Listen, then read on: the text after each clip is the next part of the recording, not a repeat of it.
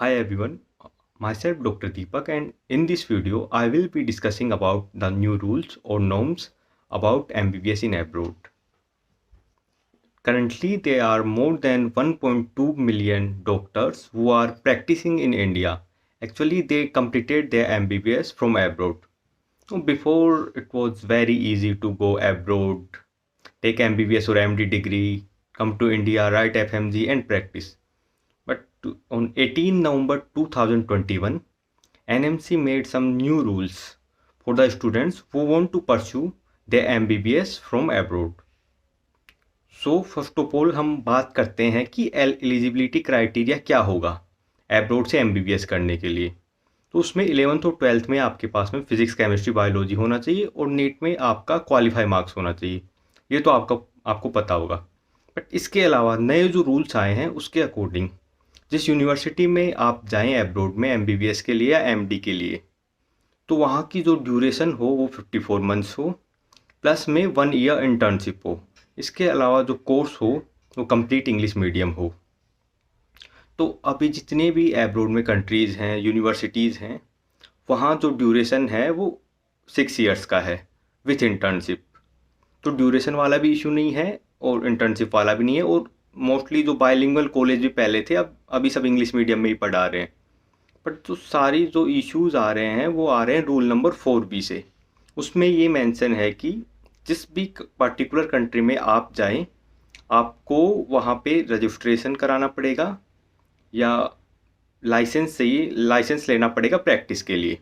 उसी के बाद आप इंडिया आके FMG या नेक्स्ट दे सकते हैं और यहाँ का रजिस्ट्रेशन आप ले सकते हैं।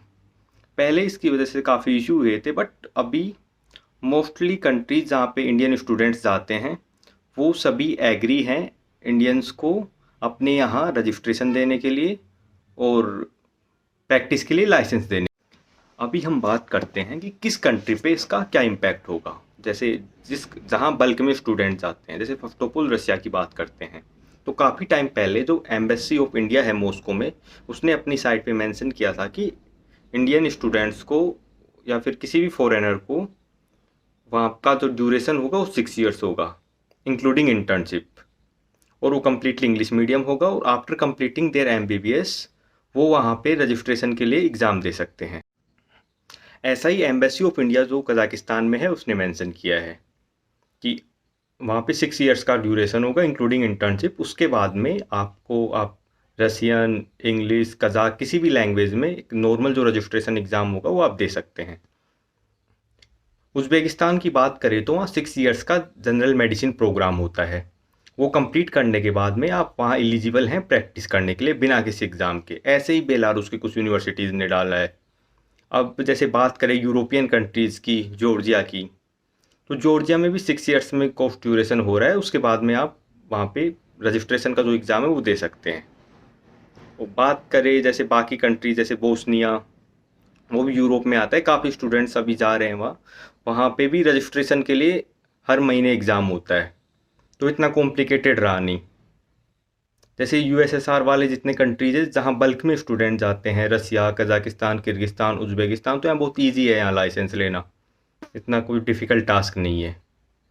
और अभी जैसे पहले नेपाल और बांग्लादेश का कुछ इशू आ रहा था, वो एग्री नहीं कर रहे थे रजिस्ट्रेशन एग्ज़ाम के लिए, बट अब उन्होंने भी एग्री कर दिया कि MBBS कंप्लीट करने के बाद में आप वहाँ पे उनका जो लाइसेंस एग्ज़ाम है, जो स्क्रीनिंग टेस्ट है वो दे सकते हैं और उसके बाद में आपको प्रैक्टिस के लिए लाइसेंस मिल जाएगा।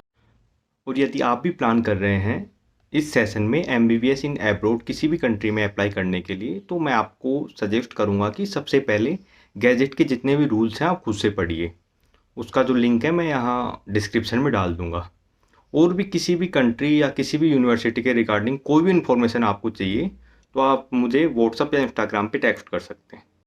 इसके अलावा NMC गैजेट आने के बाद में पर्टिकुलर कंट्री की मिनिस्ट्री या एम्बेसी जो है, उन्होंने अपने साइट पे उनके सारे क्राइटेरिया, सारे रूल्स एंड रेगुलेशंस मेंशन किए हैं कि इस गैजेट का उस पर्टिकुलर कंट्री में क्या इम्पैक्ट होगा, ड्यूरेशन क्या रहेगी, लैंग्वेज का कोई इशू तो नहीं होगा या फिर रजिस्ट्रेशन का कोई इशू नहीं होगा। उसकी भी PDF या लिंक आपको चाहिए तो आप मुझे टेक्स्ट कर सकते हैं।